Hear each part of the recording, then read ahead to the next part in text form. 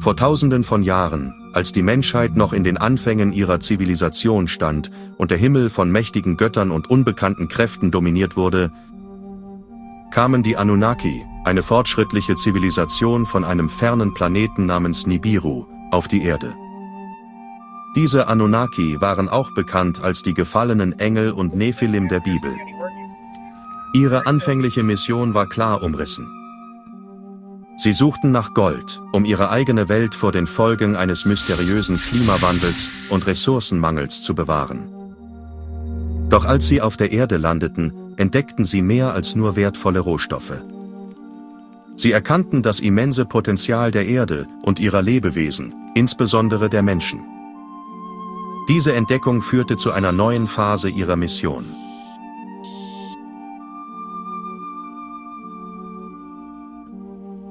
Anstatt sich ausschließlich auf den Abbau von Ressourcen zu konzentrieren, begannen die Anunnaki, die genetischen Möglichkeiten der Menschheit zu erforschen. Sie experimentierten mit der menschlichen DNA und integrierten fremde, unbekannte Gene, wodurch sie nicht nur die Menschheit, sondern auch eine Vielzahl von Kreaturen erschufen, die später als Mythen in die Geschichte eingingen. Diese genetischen Experimente führten zu übernatürlichen Wesen, die in den Überlieferungen alter Kulturen beschrieben wurden. Doch hinter jeder dieser Legenden verbirgt sich eine düstere Wahrheit. Eine Wahrheit, die in den Ruinen längst vergessener Tempel und in geheimen Schriften verborgen liegt.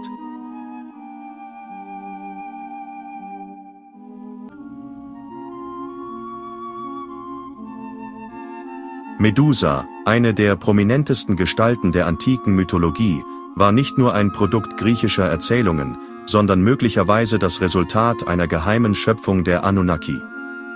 Ursprünglich wurde sie als eine wunderschöne Frau geboren, deren Haar in sanften Locken fiel und deren Augen den Glanz der Sterne trugen. Doch das Schicksal von Medusa nahm eine dramatische Wendung, als die Anunnaki sie zu einem genetischen Experiment machten. Die Anunnaki, die seit langem mit der Manipulation genetischer Codes experimentierten, strebten danach, eine Kreatur zu erschaffen, die sowohl die Schönheit der Menschheit als auch das tödliche Potenzial von Raubtieren vereinte. Sie entschieden sich, Medusa zu verändern, indem sie fremde Gene von Schlangen in ihren Körper einfügten. Die Schlangengene verliehen ihr die Fähigkeit, gefährliche Giftstoffe zu produzieren, die durch ihre Haare, die zu lebendigen Schlangen wurden, übertragen wurden. Doch das war nicht alles. Die Anunnaki manipulierten auch ihre Augen, sodass ihr Blick jeden, der ihm begegnete, in Stein verwandeln konnte. Diese Fähigkeit war das Ergebnis eines Experiments, das die Grenzen des ethischen Verständnisses überschritt.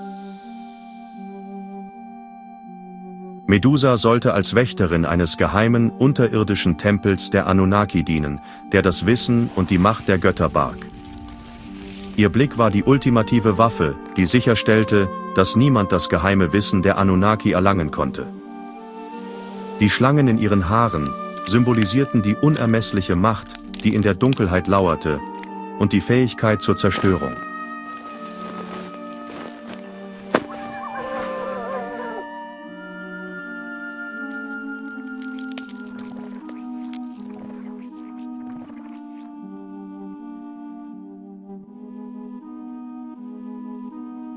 Der Minotaurus, ein furchterregendes, halb menschliches, halb stierähnliches Wesen, war ein weiteres Resultat der komplexen genetischen Experimente der Anunnaki.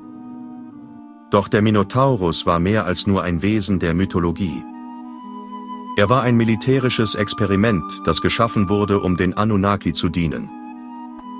Der Minotaurus wurde aus einer Verschmelzung von menschlicher DNA und den Genen eines wilden Stieres erschaffen.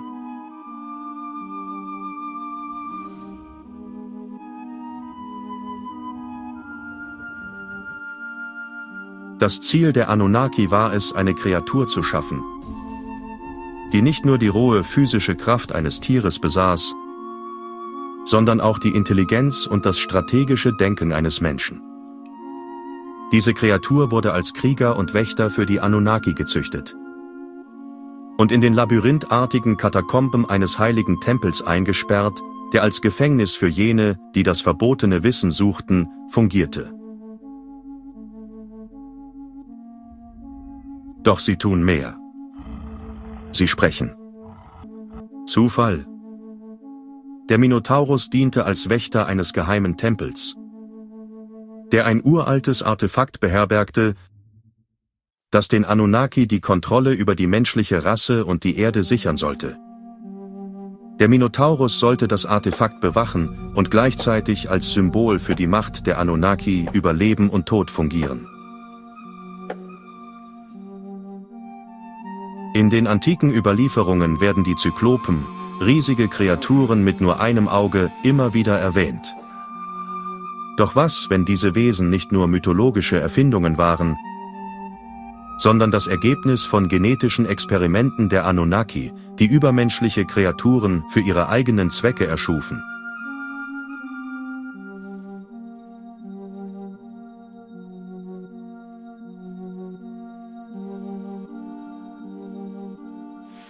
Die Anunnaki sollen die Zyklopen erschaffen haben, indem sie die Gene von Riesen und überdimensionalen Tieren mit denen der Menschen kombinierten. Diese Zyklopen waren nicht nur physisch imposant, sondern besaßen auch außergewöhnliche Wahrnehmungsfähigkeiten und Instinkte. Ihr einzelnes Auge war eine gezielte genetische Modifikation, die ihre Fähigkeit zur Wahrnehmung von Energien und unsichtbaren Bedrohungen verstärkte. Dieses besondere Auge ermöglichte es den Zyklopen, das Unsichtbare und das Jenseitige wahrzunehmen und machte sie zu idealen Wächtern der Geheimnisse der Anunnaki.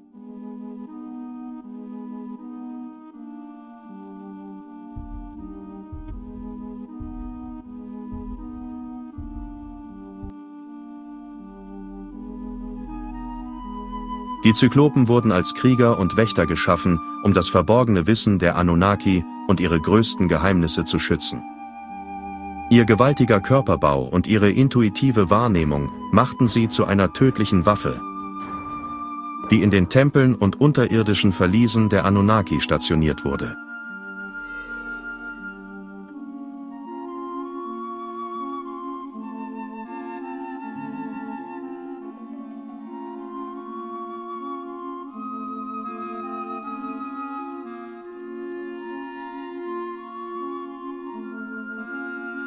In der menschlichen Mythologie sind Meerjungfrauen eine der faszinierendsten und rätselhaftesten Kreaturen. Ihre Ursprünge gehen jedoch weit über märchenhafte Erzählungen hinaus. Historischen Berichten zufolge sind sie das Ergebnis von Experimenten der Anunnaki, die darauf abzielten, Wesen zu erschaffen, die sowohl an Land als auch im Wasser leben konnten. Die Anunnaki kombinierten menschliche Gene mit denen von Meerestieren, um die perfekte amphibische Kreatur zu erschaffen. Diese Wesen wurden geschaffen, um die Ozeane zu bewachen und die Kontrolle über das wertvolle Wasser und die Meeresressourcen zu übernehmen, die für die Anunnaki von entscheidender Bedeutung waren. Die schimmernden Schuppen ihrer Fischflossen ermöglichten es ihnen, in den Tiefen der Meere unsichtbar zu bleiben, während ihre menschlichen Züge sie für die Kommunikation und Manipulation von Menschen geeignet machten.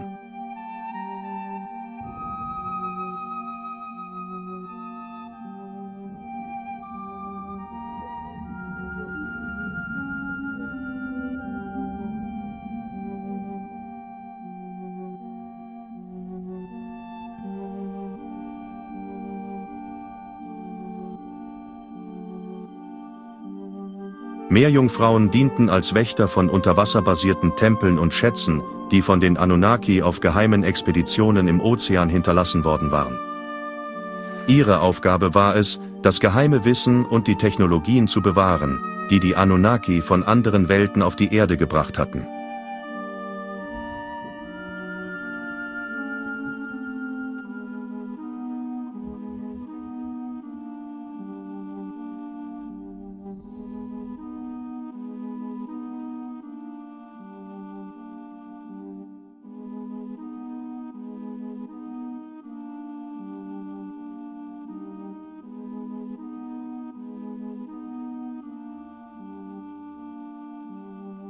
In den letzten Tagen der Anunnaki-Zivilisation entstanden die Überlieferungen von Vampiren und Werwölfen, zwei der bemerkenswertesten und furchterregendsten Kreaturen der menschlichen Geschichte.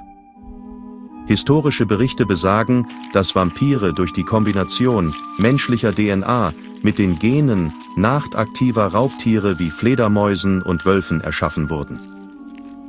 Diese Wesen sollten nicht nur unsterblich sein, sondern auch über außergewöhnliche Fähigkeiten wie Heilung und Kontrolle über andere Lebewesen verfügen. Werwölfe hingegen wurden durch die Verschmelzung von menschlicher und tierischer DNA erschaffen, was zu einer Kreatur führte, die sich in einen wilden Wolf verwandeln konnte, um in der Dunkelheit zu jagen.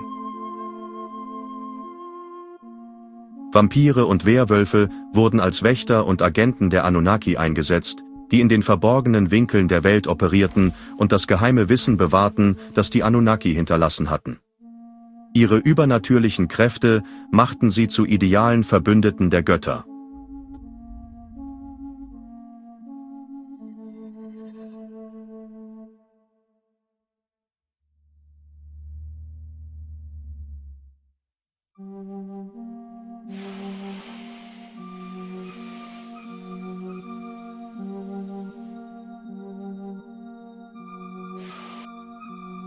Die Sphinx, ein symbolisches Zusammenspiel von Mensch und Tier, wurde von den Anunnaki nicht nur als Wächter, sondern auch als intellektuelle Instanz erschaffen. Ihr menschlicher Kopf repräsentierte die Weisheit der Anunnaki, während der Löwenkörper ihre physische Stärke symbolisierte. Diese Kreatur hatte die Aufgabe, verborgene Schätze und uraltes Wissen zu bewahren, das von den Anunnaki hinterlassen wurde. Ihre rätselhaften Posen und die mysteriösen, in Stein gehauenen Fragen an die Menschheit sollten nicht nur die Menschheit herausfordern, sondern auch die Wahrheit der Anunnaki verschlüsseln.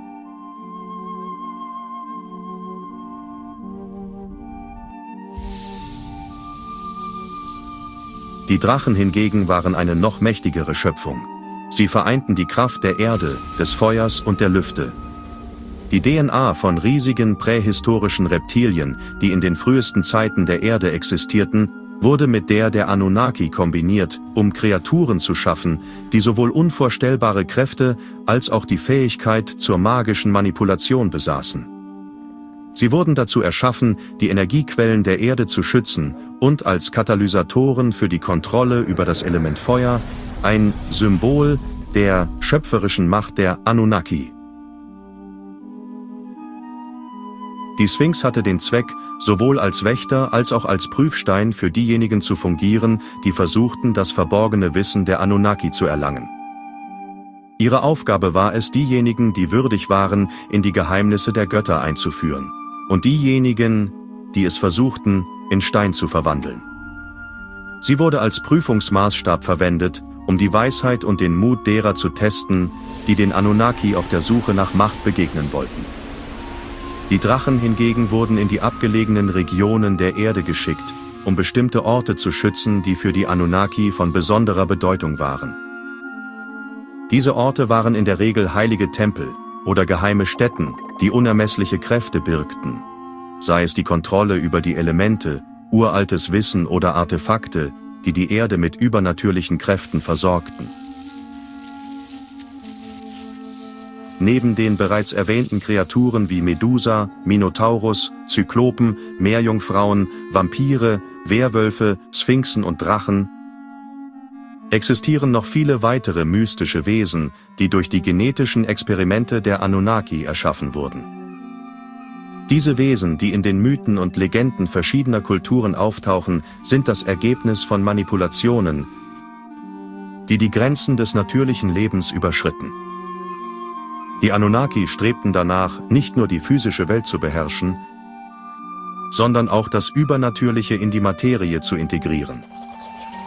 Eine der gefährlichsten und mysteriösesten Kreationen der Anunnaki waren die Chimären, Mischwesen aus verschiedenen Tieren, die durch genetische Verschmelzung erschaffen wurden. Diese Wesen sind ein Beispiel für die extremen Experimente der Anunnaki, die versuchten, die physischen Grenzen des Lebens auf der Erde neu zu definieren.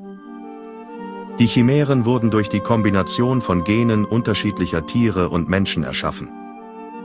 Sie besaßen die Köpfe von Löwen, die Körper von Ziegen und Schlangen. oder auch die Flügel von Vögeln, die den Körper von Raubtieren begleiteten.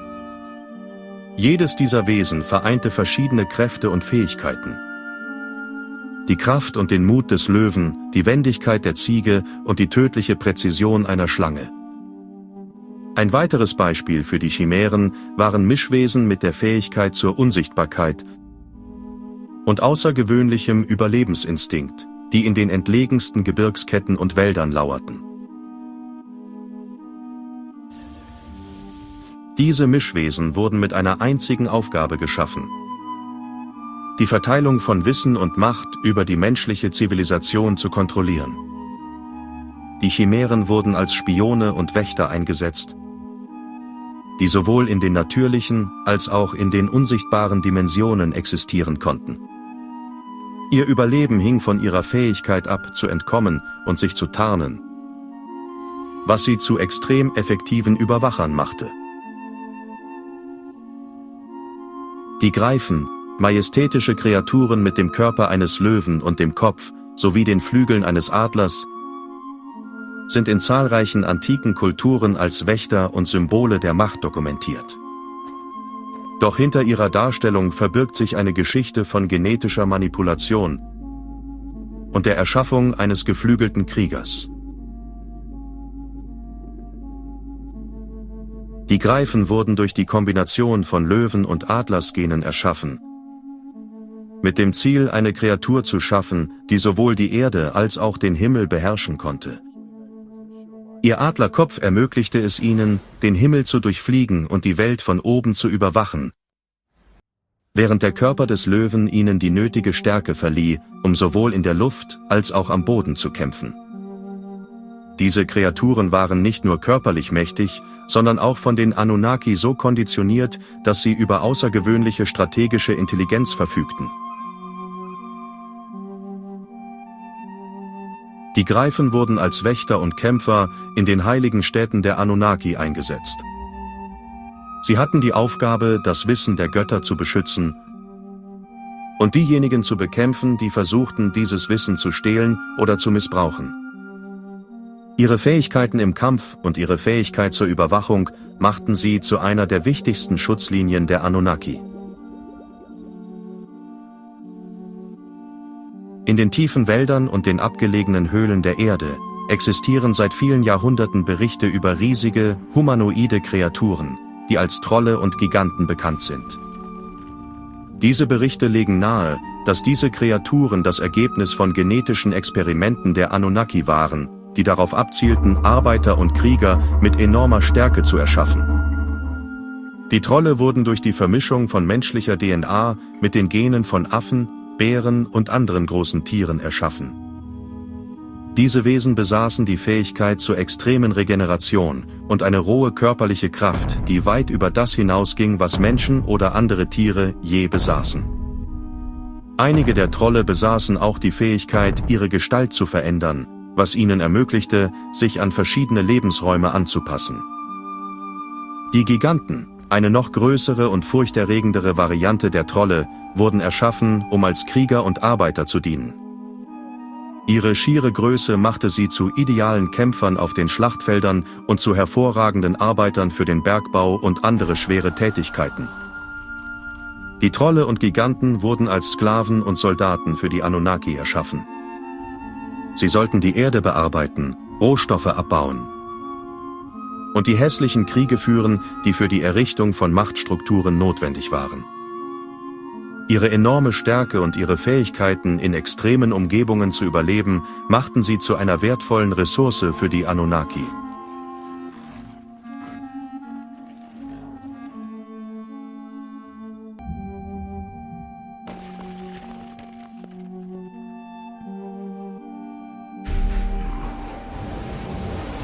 In den alten Überlieferungen wird berichtet, dass die Kraken und Meeresungeheuer, die in vielen Seefahrergeschichten und Sagen auftauchen, das Werk der Anunnaki waren, die die Tiefen der Ozeane beherrschen wollten. Diese Kreaturen waren nicht nur gefährlich, sondern sollten auch die Macht der Anunnaki über die Meere demonstrieren. Die Kraken wurden erschaffen, indem die Anunnaki Gene von gigantischen Tintenfischen, mit denen von Riesenkrabben und anderen Meereskreaturen kombinierten. Diese Kreaturen sollten die Ozeane beherrschen und die Fähigkeit besitzen, Schiffe zu versenken und über die Wassermassen zu herrschen. Die Kraken und Meeresungeheuer fungierten als Wächter der Meere, die mit den wichtigsten Ressourcen für die Anunnaki gefüllt waren. Sie schützten geheime Technologien, die in den Tiefen des Ozeans verborgen waren, und sicherten den Zugang zu verborgenen Unterwasserwelten.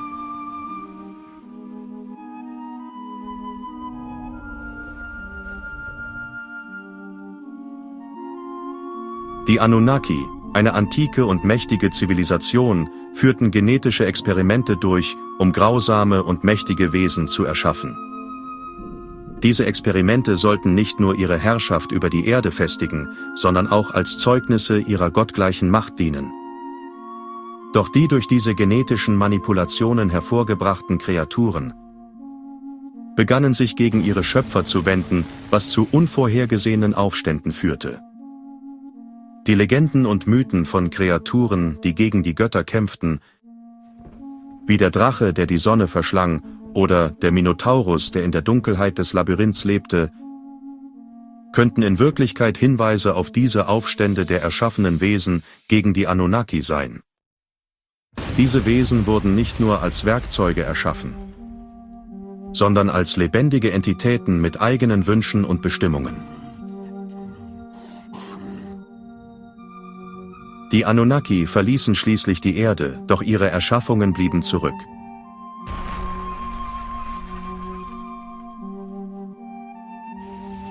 Die Frage, die uns bis heute beschäftigt, lautet: Welche dunklen Geheimnisse bewahren diese Kreaturen über die Erde und die Anunnaki? Und könnten diese Wesen immer noch unter uns existieren, verborgen in den abgelegenen Ecken der Welt, wartend auf den Moment, in dem sie ihre Geschichte offenbaren?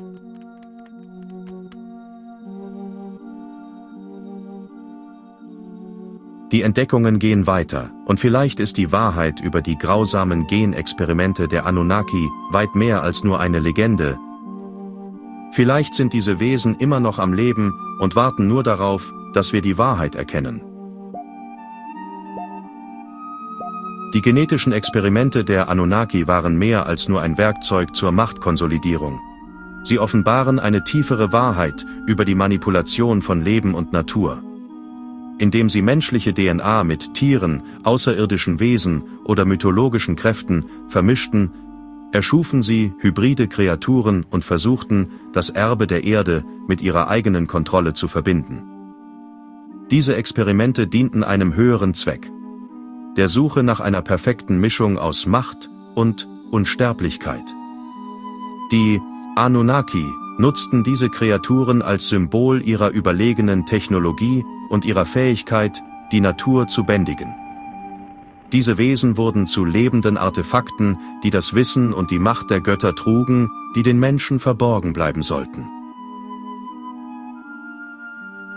Der Mythos der Anunnaki und ihrer genetischen Experimente ist mehr als nur eine Erzählung. Es ist eine Geschichte von Wissenschaft, verbotenen Entdeckungen und der Schaffung von übernatürlichen Wesen, die mit einem höheren Zweck in Verbindung standen: der Erhaltung von Wissen und der Kontrolle über das Schicksal der Menschheit. Es ist faszinierend, dass diese alten Mythen und Legenden bis heute in unserer Kultur fortbestehen und immer wieder auftauchen, sei es in der Literatur, in Film oder in verschiedenen geheimen Kulturen und Gesellschaften. Doch was, wenn diese Geschichten mehr als nur Fantasie sind? Was, wenn es tatsächlich Beweise für diese uralten Experimente gibt? In den letzten Jahrzehnten haben Historiker und Archäologen in verschiedenen Teilen der Welt bedeutende Funde gemacht, die Fragen zu den Ursprüngen der Menschheit und der Existenz antiker Zivilisationen aufwerfen. Von versteckten Höhlenzeichnungen in Sumer und Ägypten, die auf Wesen mit menschlichen und tierischen Merkmalen hinweisen, bis hin zu Artefakten, die scheinbar fortgeschrittene Technologien zeigen.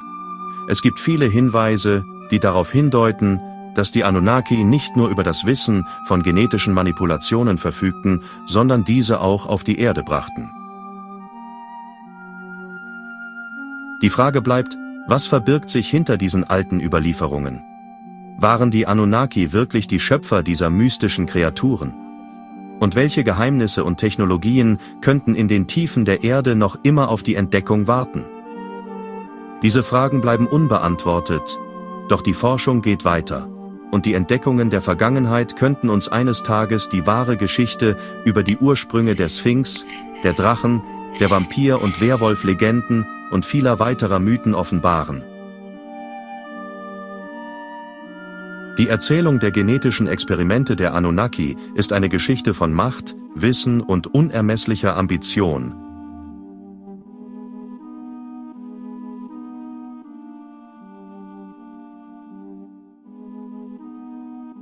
Sie erschufen Kreaturen, die nicht nur in der menschlichen Mythologie lebendig wurden, sondern auch als lebendige Zeugnisse ihrer eigenen Fähigkeiten und ihrer Beherrschung über das Leben selbst.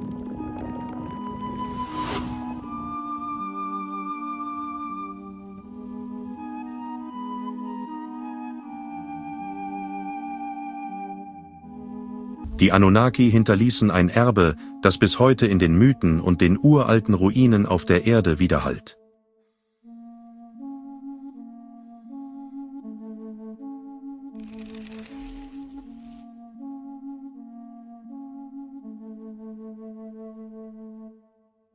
Und vielleicht, nur vielleicht, sind wir noch nicht ganz in der Lage, alle Geheimnisse zu entschlüsseln, die diese alten Wesen und ihre Schöpfer mit sich brachten.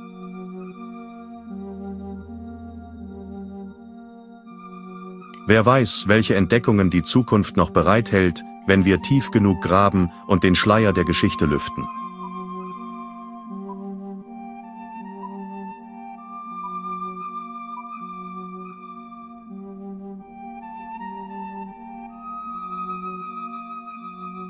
Das Erbe genetischer Experimente endete nicht mit den Anunnaki.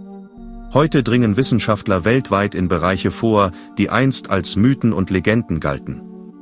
Wir erleben die Geburt von Klonen, Hybridwesen und die Wiederauferstehung ausgestorbener Arten. Diese Fortschritte erweitern die Grenzen des wissenschaftlich Möglichen und spiegeln die Ambitionen der Anunnaki wider.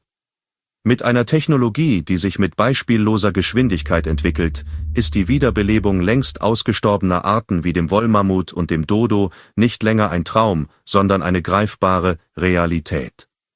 Die ethischen Implikationen dieser Experimente sind so tiefgreifend wie kontrovers. Was sind die Konsequenzen davon, Gott zu spielen, und sind wir auf die Folgen unserer Schöpfungen vorbereitet? Sind wir bereit für eine neue Sintflut, eine neue Büchse der Pandora? Während wir weiterhin die Geheimnisse des Lebens selbst lüften, werden wir an die alten Anunnaki und ihre dunklen, ehrgeizigen Experimente erinnert. Die Frage bleibt: Wiederholen wir die Geschichte oder schlagen wir einen neuen Weg ins Unbekannte ein?